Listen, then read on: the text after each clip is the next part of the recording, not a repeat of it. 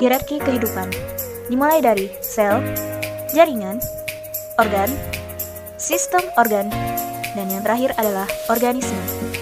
Sel adalah unit terkecil penyusun makhluk hidup. Sel berdasarkan membran inti ada dua.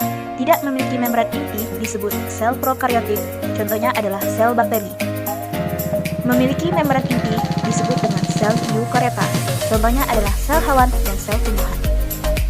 Struktur organel sel hewan. Pertama, membran sel.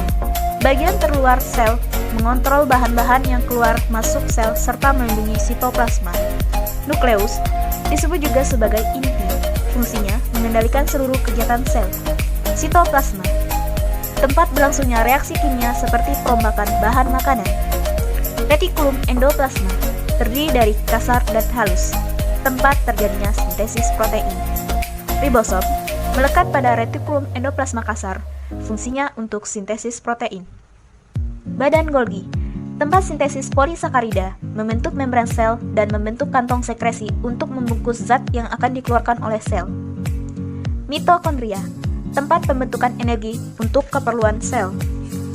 Lisosom, menghasilkan enzim-enzim hidrolitik untuk mencerna makanan yang masuk ke dalam sel. Sentriol, berperan dalam proses pembelahan sel. Struktur organel sel tumbuhan. Dinding sel, berfungsi untuk melindungi dan mempertahankan bentuk sel. Membran sel, berfungsi untuk mengontrol bahan-bahan yang keluar masuk serta melindungi sitoplasma. Nukleus atau inti sel, mengendalikan seluruh kegiatan sel. Sitoplasma, tempat berlangsungnya reaksi kimia seperti perombakan bahan makanan untuk menghasilkan energi. Retikulum endoplasma, terdiri dari kasar dan halus, tempat melekatnya ribosom dan tempat terjadinya sintesis protein. Ribosom, tempat sintesis protein. Badan Golgi, tempat sintesis polisakarida, membentuk membran sel dan membentuk kantong sekresi untuk membungkus zat yang akan dikeluarkan oleh sel. Mitokondria, tempat pembentukan energi untuk keperluan sel. Vakuola, tempat menyimpan cadangan makanan. Kloroplas, tempat berlangsungnya fotosintesis. Jaringan. Jaringan adalah kumpulan sel yang mempunyai bentuk dan fungsi yang sama. Jaringan pada hewan. Terdapat 4 macam jaringan utama. Jaringan epitel, berfungsi melindungi jaringan di bawahnya. Jaringan ini terdiri dari epitel pipih, kubus, silindris, transisi, pipih berlapis, kubus berlapis, dan epitel silindris berlapis. Jaringan penyokong. Pada hewan terdapat jaringan penyokong, yaitu jaringan tulang keras, jaringan tulang rawan, jaringan ikat, jaringan darah, dan jaringan lemak. Jaringan otot, tersusun atas sel-sel otot. Setiap sel otot terbentuk oleh serabut halus yang dinamakan myofibril. Jaringan otot dibedakan menjadi otot lurik, otot polos, dan otot jantung.